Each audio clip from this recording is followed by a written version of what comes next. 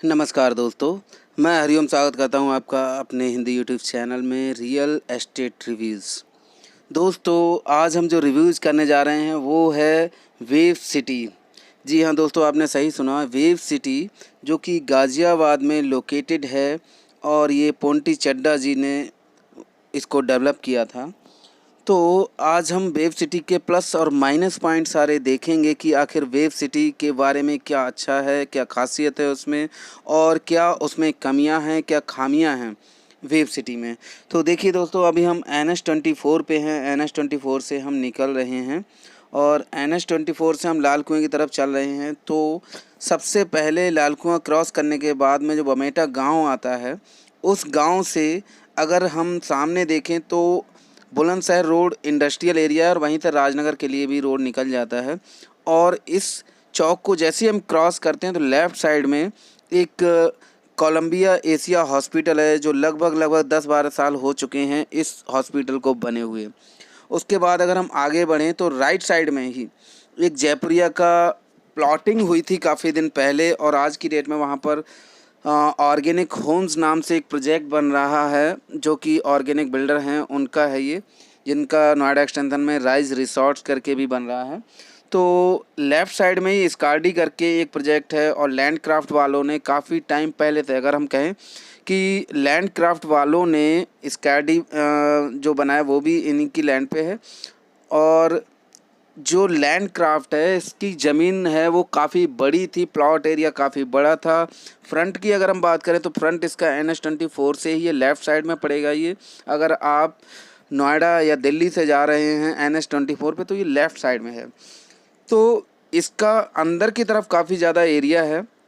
Land craft की अगर हम बात कर रहे हैं तो ये जयपुरिया का प्रोजेक्ट आप देख रहे थे। तो जो लैंड क्राफ्ट में अंदर कई सारे बिल्डर्स ने यहाँ पे फ्लैट्स बनाए हैं, जैसे कि अगर हम बात करें तो आसियाना होम्स वालों ने भी यहाँ पर अपने फ्लैट्स बनाए थे, जो कि बना करके काफ़ी टाइम पहले निकल गए। बट लैंड क्राफ्ट का शायद काम बहुत लेट था और बहुत टाइम लगा, आज भी शायद उनका कुछ अनकम्प्लीट बचा हुआ है। उससे आगे अगर हम बढ़ते हैं तो लेफ़्ट साइड में ही कई सारे और प्रोजेक्ट आएंगे, जैसे कि महागुन बिल्डर का महागुनपुरम है, उसके बराबर में एक तनुश्री फार्म हाउस है।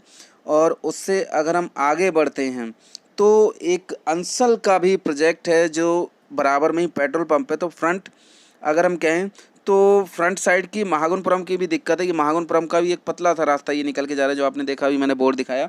इससे थोड़ा सा आगे अगर हम बढ़ते हैं तो एक पेट्रोल पंप आता है लेफ़्ट साइड में ही, और वो शायद HP का है। और उस पेट्रोल पंप के बराबर से ही ये आ गया अंसल का, ये अंसल का प्रोजेक्ट है जो कि बिल्कुल पेट्रोल पंप से बराबर में है।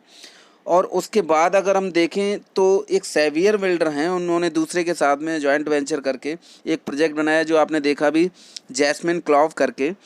और उससे आगे बढ़ के अगर हम देखते हैं तो एक यू टर्न आता है जो वेव सिटी की तरफ लीड करता है।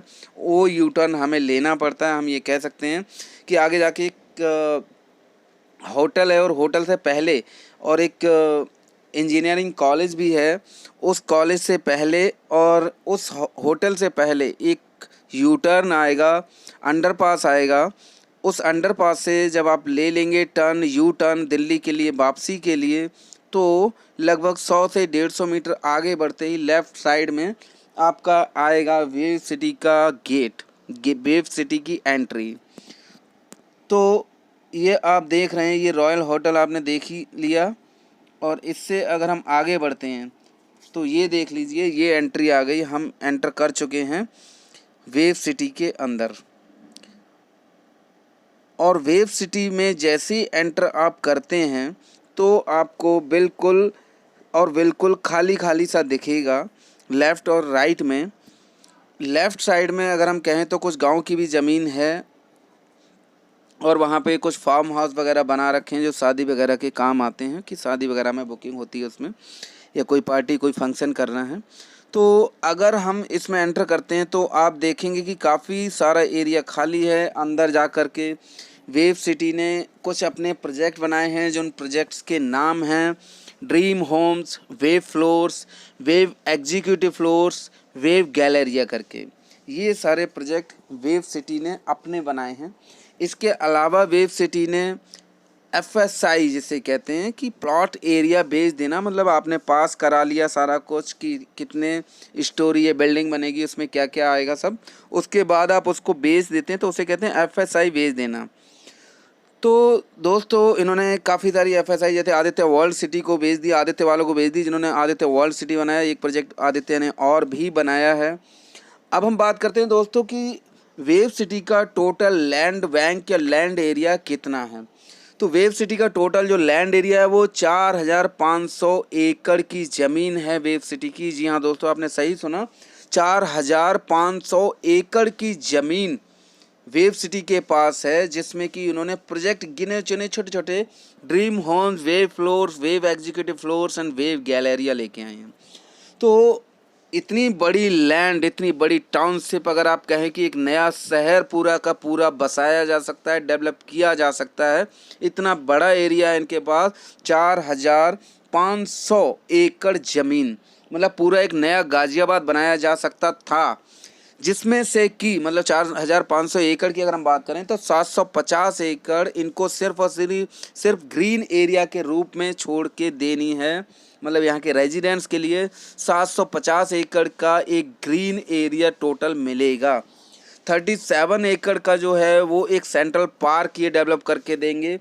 और इसके साथ साथ अगर हम कहें तो educational institute, water treatment plant, hospital, metro services और रोड नेटवर्क के लिए जो यूपी की गवर्नमेंट है, उस गवर्नमेंट ने इनको 3500 करोड़ रुपए दिए इन सारी चीज़ों को डेवलप करने के लिए। उसके बावजूद आज भी हम ये कहें कि रोड तो कुछ कनेक्टिंग रोड तो बना दिए गए हैं, बट आज भी रोड प्रॉपरली यहाँ पे नहीं बने हुए हैं।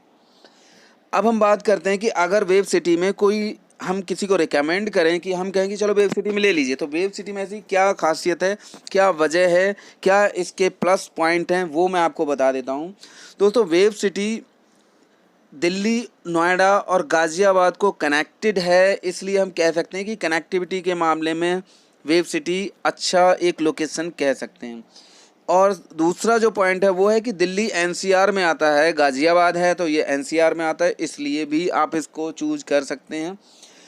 14 लेन NH24 हो जाने की वजह से जो ट्रैफिक की प्रॉब्लम हुआ करती थी आज की डेट में, वो ट्रैफिक की प्रॉब्लम आपको फेस नहीं करनी पड़ेगी, इसलिए आप यहाँ ले सकते हैं।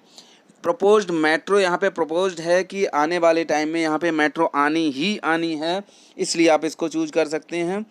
रियल एस्टेट के कई सारे अच्छे ब्रांड्स भी यहाँ पे कई आ चुके हैं, कई आएंगे। जैसे हम बात करें कि आदित्य बड़ा नाम है, उन्होंने ऑलरेडी यहाँ पे आदित्य वर्ल्ड सिटी एक और प्रोजेक्ट को तैयार कर दिया है, रेडी टू मूव है ये। और उसके बाद यहाँ पर रेजिडेंशियल और इंडस्ट्रियल प्लॉट सारे ही हैं। उसके बाद अगर हम बात करें तो ग्रीन एरिया बहुत ज़्यादा है यहाँ पे, जैसा मैं आपको अभी बता चुका हूँ कि 750 एकड़ की ग्रीन एरिया यहाँ पे छोड़ के देना है, इनको डेवलप करके देना, और 37 एकड़ का एक सेंट्रल पार्क बना के देना है। तो यहाँ पर ग्रीन एरिया काफ़ी ज़्यादा होगा और शांति के रूप में, क्योंकि यहाँ पे मल्टी स्टोरी प्लॉट्स तो लो डेंसिटी रहेगी, इसलिए भी आप कह सकते हैं कि यहाँ पे शांतिपूर्ण माहौल रहेगा, इसके लिए आप इसको चूज कर सकते हैं। इसके बाद दोस्तों अब हम बात करते हैं कि इन्होंने आखिर क्या क्या दिया है, कि आखिर वेव सिटी में वैराइटीज़ क्या हैं। तो वैराइटीज़ के मामले में मैं बात करूं तो इन्होंने प्लॉट्स दिए हैं। प्लॉट्स में रेजिडेंशियल और इंडस्ट्रियल दोनों टाइप के प्लॉट्स होंगे। कमर्शियल के नाम पर इन्होंने कई सारे मार्केट्स और मॉल्स वगैरह इनको बना के देने, मार्केट ऑलरेडी डेवलप कर चुके हैं। इनके फ्लोर्स हैं लो राइज 4 स्टोरी फ्लोर्स इन्होंने बना के दिए हैं, जिसकी वजह से लो राइज डेंसिटी भी आप कह सकते हैं होगा। मल्टी स्टोरी अपार्टमेंट भी इन्होंने बना करके दिए हैं। तो आप कह सकते हैं कि ये वैराइटीज़ है, कि वैराइटीज़ आपको रियल एस्टेट में कुछ वैराइटीज़ चाहिए तो सारी वैराइटीज़ आपको यहाँ पे अवेलेबल हो जाती हैं। इसके अलावा इस पूरी टाउनशिप में जो कुछ इनको देना है, मॉल्स ये बना के देंगे, स्कूल कॉलेज यहाँ पे होगा, इंस्टीट्यूट्स की आपको मैनेजमेंट इंजीनियरिंग कुछ भी करना है तो इंस्टीट्यूट भी इनको यहाँ पे देने हैं, पार्क भी बना के देने हैं, हॉस्पिटल भी देने हैं। ये सारी की सारी चीज़ें अलोकेटेड हैं, सारी की सारी चीज़ें होंगी, बट कब होंगी ये कहना थोड़ा सा मुश्किल है। अब हम बात करते हैं दोस्तों कि इसकी डिस्टेंस की कि आखिर वेव सिटी को किसी को कहीं से आना है तो कितना कितना डिस्टेंस पड़ेगा। तो गाज़ियाबाद रेलवे स्टेशन की बात करें तो ये है 10 किलोमीटर 23 मिनट का रास्ता है। गाज़ियाबाद मेट्रो स्टेशन जो नए बस अड्डे के पास में है, इसकी डिस्टेंस 11 किलोमीटर है, 25 मिनट का रास्ता है।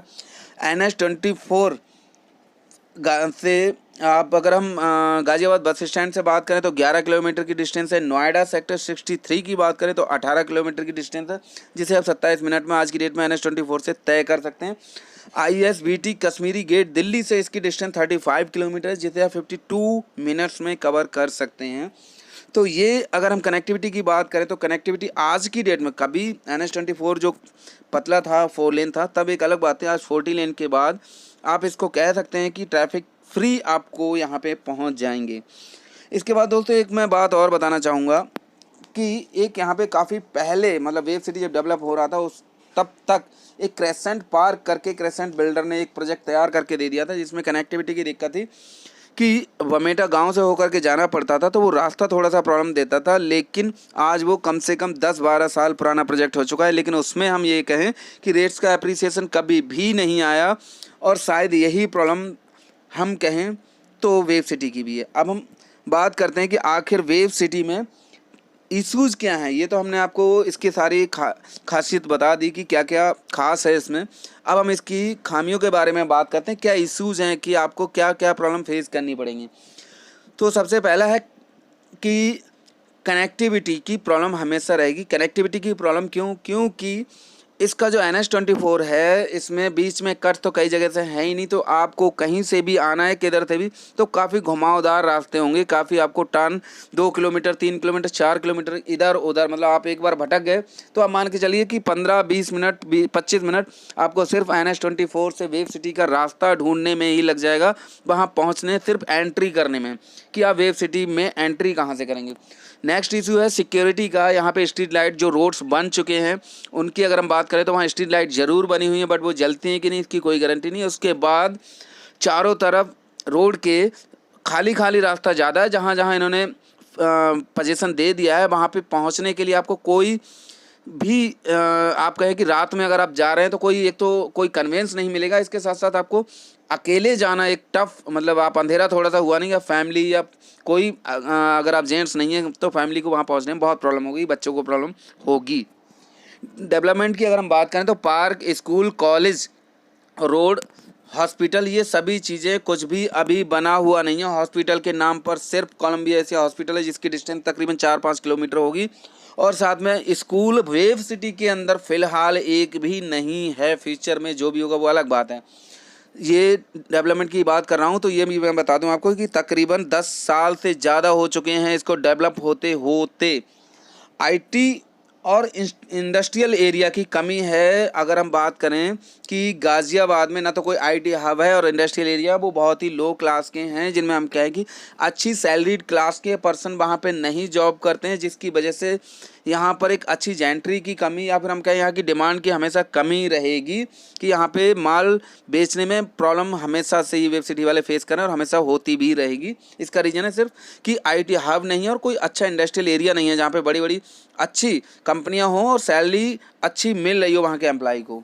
उसके बाद अगर हम बात करें, एक लॉन्ग गैप हो गया है डेवलपमेंट में, कि ये डेवलपमेंट लगभग 2008-9 से इन्होंने शुरू किया था और आज इसको 2021 चल रहा है हमारा, तो तकरीबन 11-12 साल हो चुके हैं। तो एक लॉन्ग गैप हो चुका है इसके डेवलपमेंट में, जो इतने गैप में बहुत कुछ डेवलप हो जाना चाहिए था जो कि नहीं हो पाया।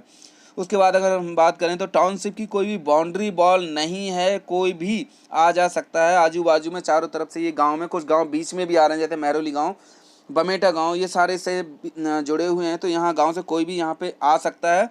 तो इसकी कोई बाउंड्री वॉल नहीं है। सिक्योरिटी पॉइंट ऑफ व्यू से ये भी खामियां है इसमें।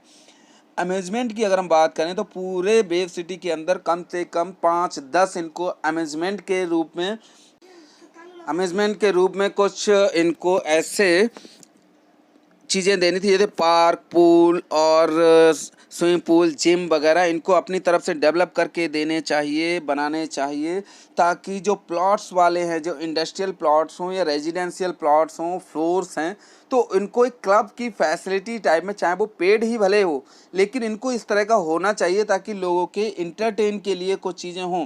तो इनको अमेजमेंट के लिए भी ध्यान रखना चाहिए, जो कि शायद इन्होंने अभी नहीं रखा, इनके प्लान में अभी नहीं है। फ्यूचर में क्या होगा वो पता नहीं, या जो कमर्शियल या जो लोगों के प्लॉट्स होंगे जो यहाँ पर रेजिडेंशियल या इंडस्ट्रियल, वो लोग खुद वहाँ बनाएं, वो अलग बात है। कि किसी के दिमाग में ये आए कि चलो हम बिजनेस पॉइंट ऑफ व्यू से अमेजमेंट चीज़ें थ्रू करते हैं, कि अमेजमेंट के लिए, लोगों के खुश रहने के लिए, उनके एंटरटेन के लिए। लेकिन ये व्यवस्था वेब सिटी को करनी चाहिए थी, बिल्डर को करना चाहिए था, जो कि इन्होंने नहीं किया। तो दोस्तों ये सारी अच्छाइयाँ बुराइयाँ मैंने आपको बता दी हैं, इसको रिव्यूज़ मैंने आपको दिया है वेब सिटी के बारे में। अगर आपको लगता है कि वेब सिटी के बारे में मैंने सही रिव्यूज़ दिया तो कमेंट्स करके ज़रूर बताएं। और दोस्तों मैं बात करूं कि यहाँ पे डेवलपमेंट के बारे में, तो डेवलपमेंट कि 2012 तक जो मायावती ने किया वही है। उसके बाद में 2012 में पोंटी चड्डा जी, जो कि इसके मैनेजिंग डायरेक्टर थे, वो नहीं रहे। वो भी वजह है कि यहाँ का डेवलपमेंट या कंपनी शायद उस ढंग से रन नहीं कर पाई जिस ढंग से इसे करना चाहिए था। और सरकार की भी अगर हम बात करें तो मायावती जी का फोकस रहता है नोएडा और गाज़ियाबाद पे डेवलपमेंट के मामले में। फिर अखिलेश जी की सरकार आई जिन्होंने अपना एरिया डेवलपमेंट किया। और उसके बाद में अगर हम बात करें योगी जी की, तो योगी जी ने कोशिश करी कि अपना ईस्टर्न यूपी को डेवलप करने के, अयोध्या के आसपास का एरिया उन्होंने ज़्यादा ध्यान दिया। तो ये वजह रही दोस्तों जिसकी वजह से यहाँ पे डेवलपमेंट रुक गया जैसे ही मायावती जी की सरकार सत्ता से चली गई। तो ये भी एक मेजर पॉइंट रहा। दूसरा, क्योंकि पोंटी चड्डा जी नहीं रहे, ये भी एक पॉइंट रहा। दोस्तों अगर आपको मेरी वीडियो पसंद आई तो इसको लाइक करें, कमेंट्स करें, शेयर करें। Thank you very much.